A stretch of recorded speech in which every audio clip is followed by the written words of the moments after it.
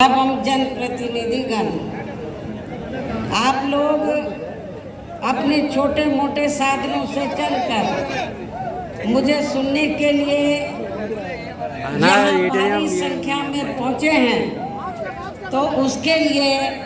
मैं आप सभी लोगों का हार्दिक दिल से आभार।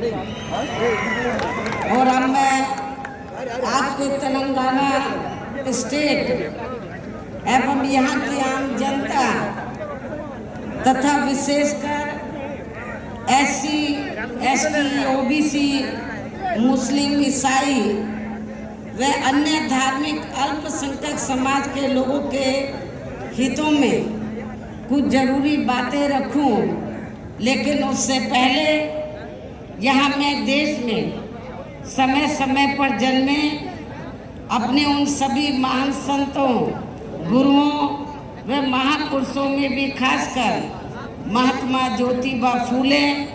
छत्रपति शाहू जी महाराज, नारायणा गुरु, पेरियार जी, बाबा साहब डॉक्टर भीमराव अंबेडकर एवं माननीय श्री कांशीराम जी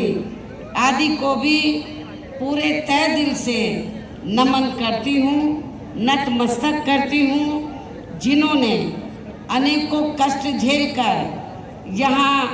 खासकर SC, ST व अन्य उपेक्षित वर्गों के लोगों को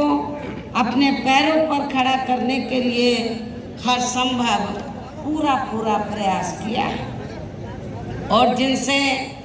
प्रेरित होकर व जिनके बताए हुए रास्तों पर चलकर ही मैंने खुद भी अपनी पूरी जिंदगी समर्पित की है। और अब मैं खासकर SC, ST व OBC वर्गों के लोगों को ये कहना चाहूँगी कि बाबा साहब डॉक्टर भीमराव अंबेडकर ने अपने अथक प्रयासों से इन वर्गों को भारतीय संविधान में आरक्षण संबंधी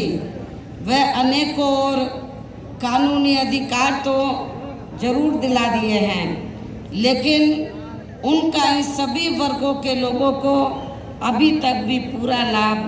नहीं मिल पा रहा है, जिससे दुखी होकर ही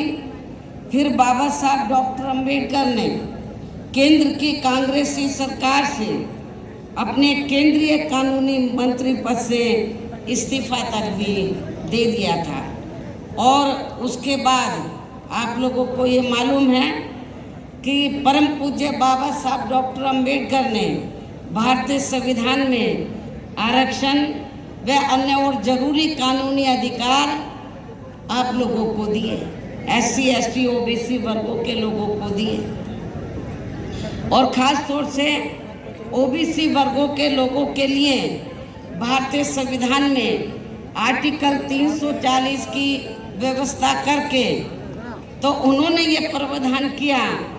कि देश में जो भी पहली सरकार बनती है वो कांग्रेस की बनी थी सेंट्रल में, तो उनकी जिम्मेवारी बनती है कि आर्टिकल 340 के तहत तो SC, ST को छोड़कर जो अन्य पिछड़े वर्ग के लोग हैं, जिनकी शैक्षणिक, सामाजिक और आर्थिक स्थिति लगभग SC, ST की तरह है, उनको भी शिक्षा, उनको भी जिंदगी के हर पहलू में आगे बढ़ने के लिए मौका मिलना चाहिए, और सरकारी नौकरियों में खासकर आरक्षण की सुविधा मिलनी चाहिए। बाबा साहब डॉक्टर अंबेडकर जब पहले कानून मंत्री बने, आज़ाद भारत की जब पहली सरकार बनी उसमें कानून मंत्री बने, तो बाबा साहब डॉक्टर अंबेडकर ने तो उस समय पंडित जवाहरलाल नेहरू एंड कंपनी के लोगों को, केंद्र की सरकार को ये कहा कि SC, ST का जो रिजर्वेशन कोटा है वो समय से पूरा होना चाहिए,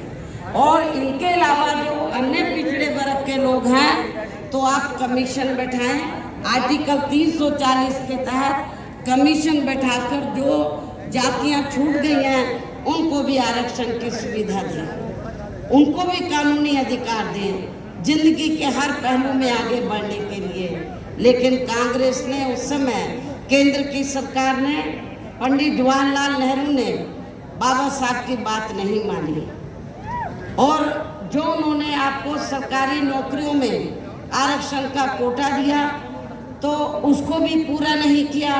और ना ही अति पिछड़े वर्ग के लोगों को आरक्षण की सुविधा दी और उसके लिए ना ही कोई कमीशन बैठाया। तो तब